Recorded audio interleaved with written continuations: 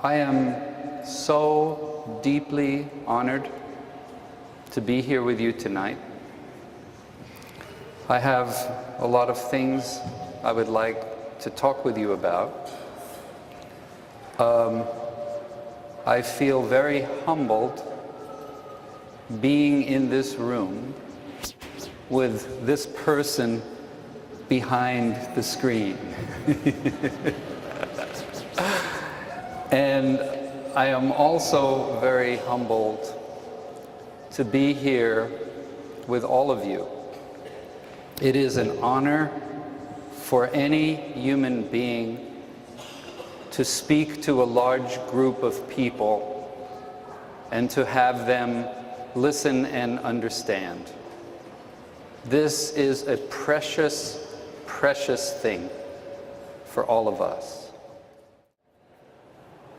My professor at university taught me about art. What is art? And he showed me ways I could perfect my own work. This is something that human beings have done forever in history. All of history is this incredible moving image. A great scholar once said that the continuous river of life suggests a hidden source. Something mysterious is driving all of us. Where? We don't know. And of course, one of the most famous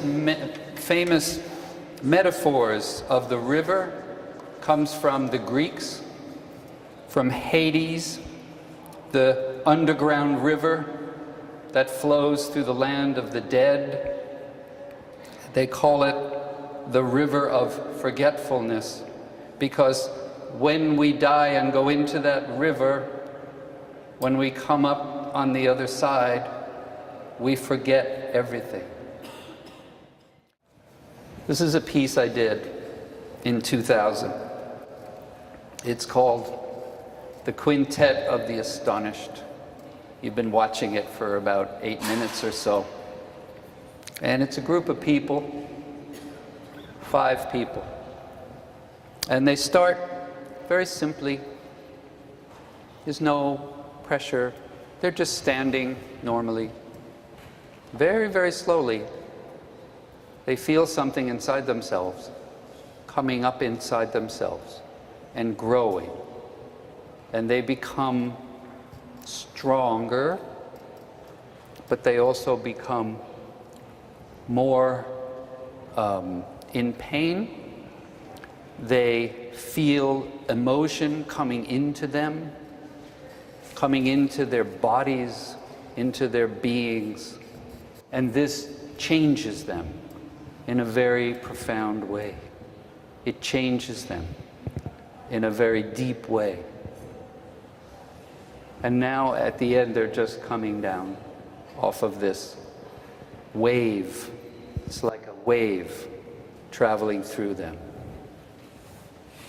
We all experience these moments in life where we're stressed, where we're frightened, where we're afraid, where we think, oh, I can't do this. I've had that in my work many, many times. You look at me here and you say, oh, Bill Viola, famous artist. No, there's so much difficulty behind what we do. So many times I made work that I wasn't really very happy with. It was not good. So you just put those away. And you don't like it because you want to make something good. So you have to be able to keep moving forward. And they will recover. They will be okay. It's fine. This will come down and then become normal. When 9/11 happened in America, we had installed a work at the Metropolitan Museum, one of the biggest museums in New York, if not the biggest one. And that was about 3 or 4 months before 9/11. And then 9/11 happened. And